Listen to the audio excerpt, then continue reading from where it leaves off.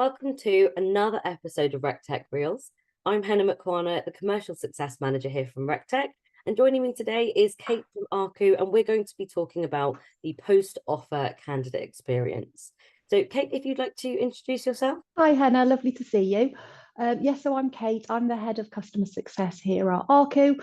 I've been with the business for 4.5 years now, and prior to that, I was an in-house recruitment manager for about 17 years as well. So I've done the role and felt the pain of a lot of our clients. And puts you in a very good position to be able to help people improve their experiences. So Absolutely. yeah, really good. Okay, so with that in mind, what are some of the most common mistakes that you're finding that recruiters are actually making during that post-offer candidate experience?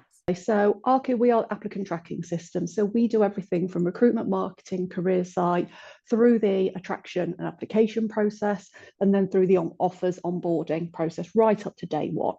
And what we often find is the candidate experience, which is talked about so often, is generally focused around the attraction piece. So a lot of companies will focus a lot of time, energy, budget on their career site, on their application process. Super important, obviously.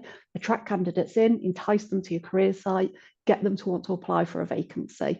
And they're making sure they feel supported throughout the application process. What we find often can happen is once the candidate has been offered the job and said yes, the experience can kind of drop off a cliff a little bit, especially if a client is using quite a transactional HRIS system. The form filling, which isn't the most exciting part of the process, just becomes very kind of transactional and admin heavy, and it loses a little bit of the sparkle. So that candidate had a big high, they were feeling so special, so loved, they're so excited, and then they've just got a load of forms to fill in. They're not really kind of feeling that they're getting a lot of love from the new client.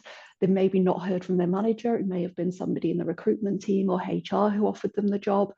So they're not necessarily feeling that connection with the new employer. And at a time when their current company, who they've handed their notice into, they're getting a lot of, don't leave us, we think you're great, we're going to miss you. They might even be having counter offers.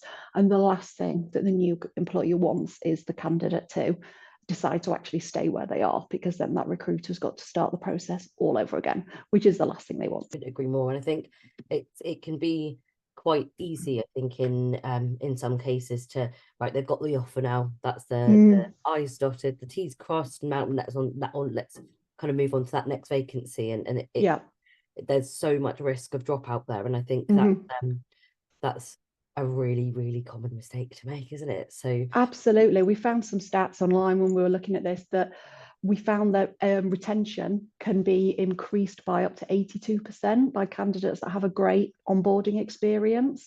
And 69% of employees are more likely to stay with a company for over 3 years if they've experienced a positive onboarding. It's that glimpse in terms of what's this company going to be like to work for. Now the shiny part of the attracting me is past. The reality starts to set in of how is this company actually going to look after me, and it can be quite make or break in terms of how the candidate feels about joining that company. It really can. So with that in mind then, obviously you guys are very much having your ears to the ground when it comes to all things post-offer. What are some of the solutions that you guys are actually discussing with your clients at the minute? So the ultimate aim really for the HR department is that new joiner is loaded and ready to go in their HRIS before day one. So they're ready for their first payroll. But it doesn't really matter at what point during the pre-boarding process they get into the HRIS. So think about your platform. Does it have to be your HRIS system that the candidate is inputting to directly, or do you have a more engaging platform that you can use? eArcu clients are able to have a candidate portal which goes straight from application right through to all the pre-boarding. You can be really clear in terms of what documents are required, mandatory fields, all the kind of the information that's necessary, so that it's a nice experience for the candidates. It's a platform that they're used to, but then the recruitment team, the HR shared service team, are clear that the data that they're getting from the candidate is accurate. They've got everything that they need. There's no missed fields, and they can process that and move forward. So it's about using a platform that works for both the candidate and the recruitment team and the shared services team, but then more engaging stuff as well. So content use some video content, share them some news, what's going on in the company, keep them engaged around what's happening, especially if it's maybe a longer notice period. We can send quizzes, do some pre-boarding, watch some training videos, read some policies, get you started in terms of the training process before you've even started. And regular contact from managers as well. From my experience when I was an in-house recruiter, some candidates would get an A+ service from their new manager, others would get a D-, because managers weren't really sure what was their responsibility during the pre-boarding phase. So be really clear with your hiring managers. This is what I need you to do. Your candidate is starting in 3 months, 2 months, 1 month. Have you done all these? Here's your checklist. Invite them to a team meeting, invite them to a social, arrange to meet with them for a coffee, have a buddy for them, just something to help them feel excited about the company that they're going to be joining. Yeah, exactly. And I think it can be really common for things to just be really quite serious. And while it should be, you can still make it fun. Yeah, Policies absolutely. are the most riveting, let's be honest, for a lot of people. However, you can make it fun, add some quizzes in there, exactly as you've said. And I think, yeah, like it does make such a big impact on the candidate. And also you want them to be excited. Yeah, absolutely. It's great. If you've got budget to send welcome packs with loads of merch out to the new starter, brilliant. That's always a great thing. And it's a great thing for people to share on LinkedIn. Not everybody has that kind of budget. So just do what you can. It doesn't cost anything just to reach out to the candidate and make a phone call to them, just to ask if they've got any questions, if there's anything that they need, just to keep reiterating, we're really excited that you're coming to us. We really want you to be part of our team. So my final question for you is, what advice would you give to anyone watching this that is thinking, right, we need to do something about our post-offer candidate experience? So what advice would you give anyone who's looking to make that start?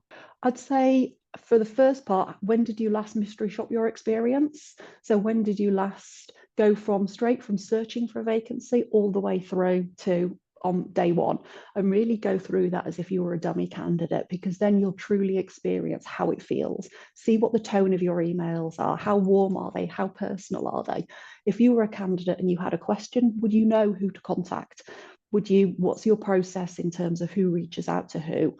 And a lot of the time it will be very different depending on whether you're doing experienced hire, volume hire, early careers. You might have very different work streams with that, and that's absolutely fine to have. Different types of employees will require different journeys. Especially with early careers, you might make offers to a cohort of candidates who might not be actually starting with you for 6 or even 12 months. So you need to really work hard to make sure that you're not going to lose out to those candidates who potentially might be keeping their ears open to other opportunities. You want them to be absolutely happy. No, I've had my offer, I've accepted it, I'm committed to that company. They are who I'm going to work for. Great. Amazing. Well, Kate, thank you so much for your insight today.